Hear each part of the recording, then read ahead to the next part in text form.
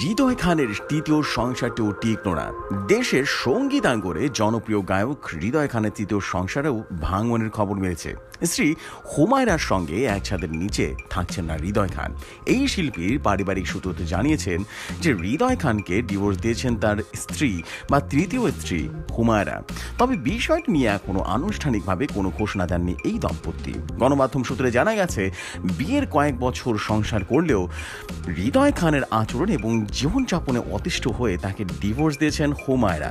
বহুদিন ধরেই নাকি এক ছাদের নিচে থাকছিলেন না হৃদয় খান এবং তার স্ত্রী হুমায়রা। গায়কের ওপরে নানা কারণে অতিষ্ঠ ছিলেন তিনি, যে কারণে এই শিল্পীকে ডিভোর্স লেটার পাঠিয়েছেন তিনি। তবে বিচ্ছেদ হলেও পুরো বিষয়টা পরিবার একেবারেই গোপন রেখেছেন। এমনকি বিচ্ছেদ নিয়েও হৃদয় খান কোনো একটা মন্তব্য করতে রাজি হননি। গণমাধ্যম সূত্র থেকে যোগাযোগ করার চেষ্টা করা হলে পুরো বিষয়টি ব্যক্তিগতভাবে তিনি মন্তব্য করে শেষ করে দিয়েছেন।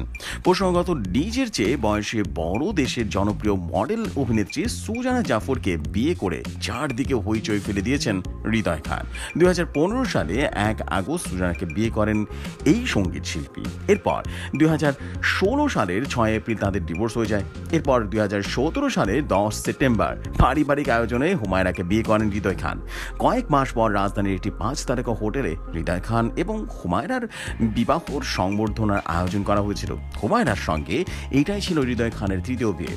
এর আগে পূর্ণিমা আক্তার নামে এক মেয়েকে বিয়ে করেছিলেন হৃদয় খান। সেই সংসারও বেশি দিন টিকেনি। এরই মধ্যে শোনা গেল তৃতীয় সংসারে নাকি ভাঙনের খবর বেড়েছে।